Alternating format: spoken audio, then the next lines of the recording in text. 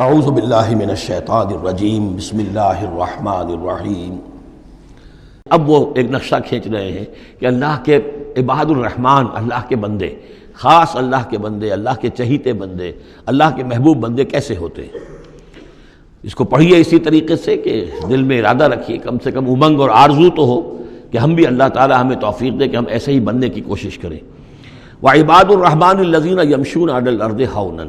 اللہ کے بندے وہ ہیں جو زمین پر چلتے ہیں تو آہستگی اور نرمی کے ساتھ، قدم مار کر نہیں چلتے، اکڑ کر نہیں چلتے، بلکہ یہ کہ معلوم ہوتا ہے فروتنی کے ساتھ چل رہے ہیں، اور یہ اپنے آپ کو آقا نہیں سمجھتے، مالک نہیں سمجھتے، بلکہ غلام سمجھتے ہیں۔ اللہ کے غلام ہیں، عباد الرحمن ہیں، اللہ کے بندے ہیں، تو غلاموں کی طرح چلتے ہیں، وہ اکڑ کر نہیں چلتے۔ وَإِذَا خَاطَبَهُمُ الْجَاهِلُونَ قَالُوا سَلَامًا، ایک ان کا وصف یہ ہے کہ جب جاہل لوگ، اجڑ لوگ، مشتعل مزاج لوگ خام خواہ ان سے الجھنا چاہیں، بحث و مباحثے میں انہیں جو ہے وہ خام خواہ الجھانا چاہیں تو وہ کہتے ہیں سلام، وہ الجھتے نہیں ہیں، بحث و تمہیز کے اندر نہیں۔ جب وہ دیکھتے ہیں کہ ایک شخص بحث پر اتر آیا ہے، وہ اب بات سمجھنا نہیں چاہتا، اس کے اوپر ضد جو ہے وہ مسلط ہو چکی ہے، تو اب خام خواہ اس کے ساتھ وہ الجھے رہنا، جس کو ہم کہتے ہیں ہمارے ہاں وہ پنجاب میں یہ سینگ پھنسا کر آدمی جو ہے وہ اپنا وقت ضائع کرے، اس کا بھی وقت ضائع کرے، کوئی فائدہ نہیں۔ میچور آدمی یہ کہ دیکھے اگر تو واقعی یہ بات سمجھنا چاہ رہا ہے تو سمجھائے، نہیں سمجھنا چاہتا، اس کی اصل میں نیت ہی نہیں ہے، تو پھر خام خواہ اس کے ساتھ الجھنے کا فائدہ نہیں۔ والذین یبیتون لربہم سجدا وقیاما، اور وہ لوگ کہ جو راتیں بسر کرتے ہیں اپنے رب کے لیے سجدے اور قیام میں۔ یہاں وہ بات بہت واضح ہو گئی، جہاں تک 5 فرض نمازیں ہیں وہ تو فرض ہیں، وہ تو تعمیر سیرت کی بنیادیں ہیں، ان کی تو مداومت کرنی ہے۔ والذین یحافظون والذین هم علی صلواتہم یحافظون، لیکن یہ لوگ جو ہیں جن کے دل آشنا ہو گئے ہوں اللہ سے، اگر یہ اللہ کے ساتھ دوستی ہو چکی ہو تو پھر یہ کہ رات کا وقت ہوتا ہے کہ جس میں وہ پھر بندہ اٹھتا ہے،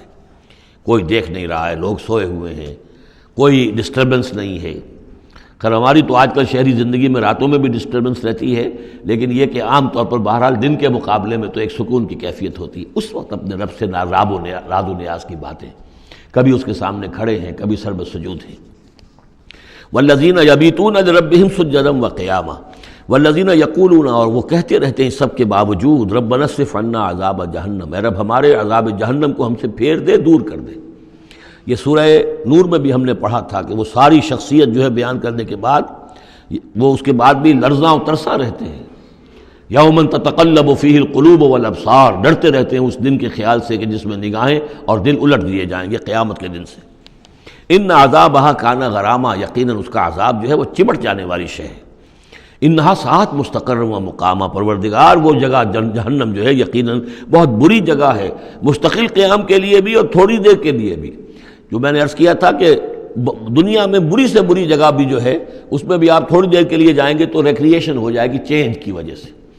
اور اچھی سے اچھی جگہ جو ہے اس میں بھی مستقل رہنا پڑے تو پھر اس کے اندر کوئی حسن اور کوئی جو ہے دلچسپی باقی نہیں رہے گی۔ تو اس کے بجائے جو جنت کا اور جنت کا تصور دیا جا رہا ہے، جنت اتنی اچھی جگہ ہے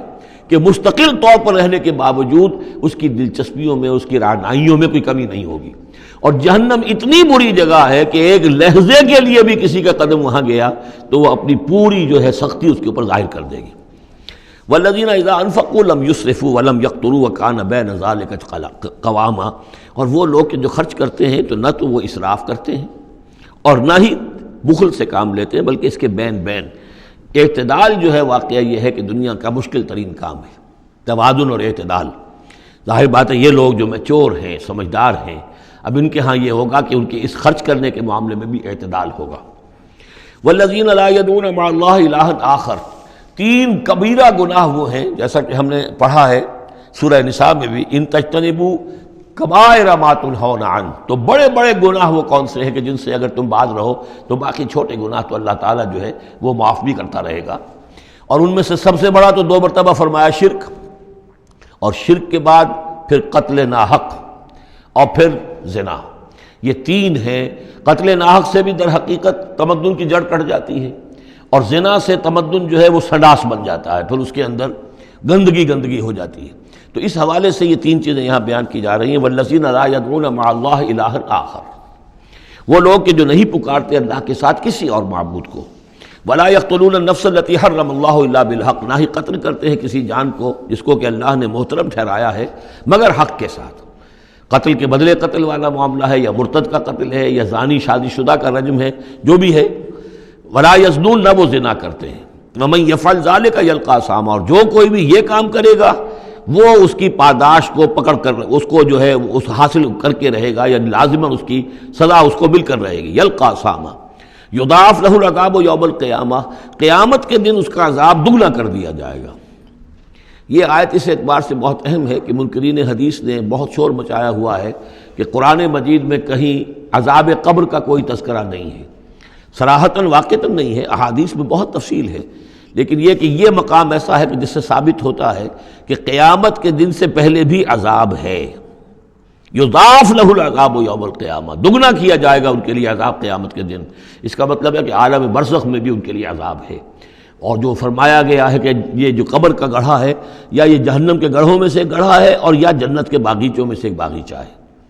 اور یا تو وہاں ایک کھڑکی کھول دی جاتی ہے جنت کی جہاں سے ٹھنڈی ہوائیں اور خوشبوئیں آتی رہتی ہیں، اور یا یہ کہ کھڑکی کھول دی جاتی ہے جہنم کی طرف جس سے آگ کی لپٹ اور گرمی جو ہے اور لو جو ہے وہ آتی رہتی ہے. یضاعف لہ العذاب یوم القیامہ، قیامت کے دن اس کے لیے عذاب دگنا کر دیا جائے گا. ویخلد فیہ مہانا، اور پھر وہ رہے گا اس عذاب میں ہمیشہ ہمیشہ. الا من تاب، استثناء ہے، استثناء یہ ہے من تابہ، جو جس نے توبہ کر لی دنیا ہی کے اندر موت کے آنے سے پہلے ما لم یغرغر. الا من تاب و آمن، اور ایمان لایا. گویا کہ جو شخص اس قسم کے گناہوں میں مبتلا ہوتا ہے چاہے وہ قانوناً کافر نہ ہو، حقیقتاً وہ کافر ہو جاتا ہے، ایمان اس کے دل سے نکل جاتا ہے. لہذا توبہ گویا کہ اثر نو ایمان لانے کے مترادف ہے. الا من تاب و آمن وعمل عملا صالحا، اور وہ پھر عمل کرے نیک. فاولئک یبدل اللہ سیئاتہم حسنات، تو ایسے لوگوں کی برائیوں کو اللہ تعالیٰ نیکیوں سے بدل دیتا ہے. اس کے دونوں معنی ہے کہ توبہ کے نتیجے میں ایک تو نامہ اعمال میں جو اندراج ہوا تھا برائی کا وہ صاف ہو جائے گا اور اس کی جگہ نیکی کا اندراج ہو جائے گا. اور یہ معنی بھی ہے کہ زندگی میں اس دنیا میں توبہ کے نتیجے میں اخلاق جو ہے وہ پاک صاف ہو جاتے ہیں، دامن اخلاق کے دھبے دھل جاتے ہیں، اور انسان کا جو دامن کردار ہے پھر صاف شفاف ہو جاتا ہے.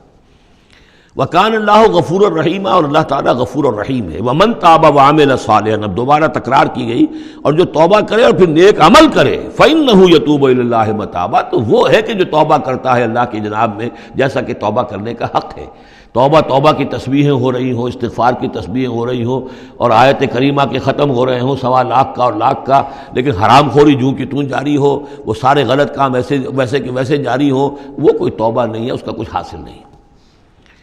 والذین لا یشهدون الزور، اور وہ لوگ کہ جو جھوٹ کے پر موجود بھی نہیں رہتے. جھوٹ کی گواہی والی بات نہیں ہے یہاں، لیکن جھوٹ کی گواہی تو گویا کہ اس کے اندر خود بخود امپلائڈ ہے، یعنی ان کے اندر صداقت اور حق کے ساتھ اتنی غیرت ہوتی ہے کہ جہاں کوئی جھوٹ کا گزر بھی ہو وہاں وہ اپنی موجودگی بھی پسند نہیں کرتے. جھوٹ کا دھندا ہو رہا ہو، جھوٹ کا کاروبار ہو رہا ہو، جھوٹ بولا جا رہا ہو، یہ وہاں پر ان کی غیرت اور حمیت جو ہے صداقت کے ساتھ اور سچ کے ساتھ وہ اتنی ہے کہ وہ وہاں موجودگی بھی اپنی برداشت نہیں کرتے. وَإِذَا مَرُّوا بِاللَّغْوِ مَرُّوا كِرَامًا، اسی طریقے سے جب وہ کسی لغو کام کے پاس سے گزرتے ہیں تو اپنے دامن کو بچا کر گزر جاتے ہیں. دیکھیے وہاں بھی تھا سورہ مومنین کو شروع کی آیات میں وَالَّذِينَ هُمْ عَنِ اللَّغْوِ مُعْرِضُونَ، کہ جو لغو سے اعراض کرتے ہیں. اور یہاں یہ کہ اس کے پاس سے اگر گزر ہو بھی جائے اتفاقاً، خود تو قصد کرنا جو ہے بہت دور کی بات ہے، اس کا کوئی امکان ہی نہیں. اتفاقاً آپ راستہ چل رہے ہیں اور دیکھ رہے ہیں کوئی مداری کا تماشا ہو رہا ہے، آپ کا کوئی ارادہ نہیں تھا، لیکن وہاں رکیے بھی نہیں، وہاں سے جو ہے اپنے دامن کو بچاتے ہوئے نکل جائیے. والذین اذا ذکروا بآیات ربہم، اور وہ لوگ کہ جن کو جب ان کے رب کے آیات کے ذریعے سے نصیحت کی جاتی ہے، سمجھایا جاتا ہے، لم یخروا علیہا صما وعمیانا، تو نہیں گر پڑتے اس پر بہرے اور اندھے ہو کر. اس کے بھی دونوں معنی ہیں. ایک تو یہ کہ مخالفت پر اندھے بہرے ہو کر کمر کس لینا جیسے کہ قریش کر رہے تھے، تو گویا کہ تعریض ہے، ان پر ایک طنزیہ انداز ہے یہ کہ یہ لوگ جس طریقے سے کر رہے ہیں وہ معاملہ اللہ کے بندوں کا نہیں ہوتا. لیکن یہ دوسری طرف یہ بات بھی ہے کہ آیات قرآنیہ کو بھی اندھے بہرے ہو کر تو نہیں پڑھنا ہے اور سننا ہے، بلکہ غور کرنا ہے. افلا یتدبرون القرآن ام علی قلوب اقفالها، تو کیا یہ قرآن کی آیت پر تدبر نہیں کرتے؟ وَتَدَبَّرُوا فِيهِ لَعَلَّكُمْ تُفْلِحُونَ، تدبر کرو تاکہ تم سمجھو. تو اس طریقے سے محض جو ہے وہ قرآن مجید کو بھی اندھے بہرے ہو کر جو ماننا جو ہے اس سے بھی بہرحال عباد الرحمن جن کی یہاں تعریف کی جا رہی ہے ان کے مقام سے وہ جو مقام ہے ان کے مرتبے سے فروتر ہے. والذین یقولون ربنا ھب لنا من ازواجنا وذریاتنا قرۃ اعین، اور وہ لوگ جو کہتے ہیں کہ اے رب ہمیں اپنی بیویوں اور ہماری اولاد کی طرف سے آنکھوں کی ٹھنڈک عطا فرما، یعنی یہ کہ جس راستے پر ہم چل رہے ہیں ہماری اولاد ہمارے گھر والے بھی اسی راستے پر چلیں تاکہ ہماری آنکھیں ٹھنڈی ہوں۔ ایسا نہ ہو کہ میں تو اللہ کے دین کے راستے کی طرف چلنے کی کوشش کر رہا ہوں اور اولاد کسی اور طرف کو دور لگا رہی ہے، تو ایک کشاکش ہے۔ پھر یہ جو صورتحال جو ہے فرکشن گھر کے اندر پیدا ہوتی ہے، تو اللہ تو ہمیں ہمارے گھر والوں سے آنکھوں کی ٹھنڈک عطا فرما، اور آنکھوں کی ٹھنڈک ظاہر بات ہے عباد الرحمن کی کن چیزوں میں ہوگی کہ وہ بھی اللہ کے بندے بنے، اللہ کی بندگی کے راستے کو اختیار کریں۔ وَاجْعَلْنَا لِلْمُتَّقِينَ إِمَامًا، اور ہمیں متقیوں کا امام بنا۔ اس کا یہ مطلب نہیں ہے کہ امامت کی طلب ہے، بلکہ یہ کہ ہم خود امام ہیں۔ ایک شخص اپنے گھر کا سربراہ ہے، امام ہے،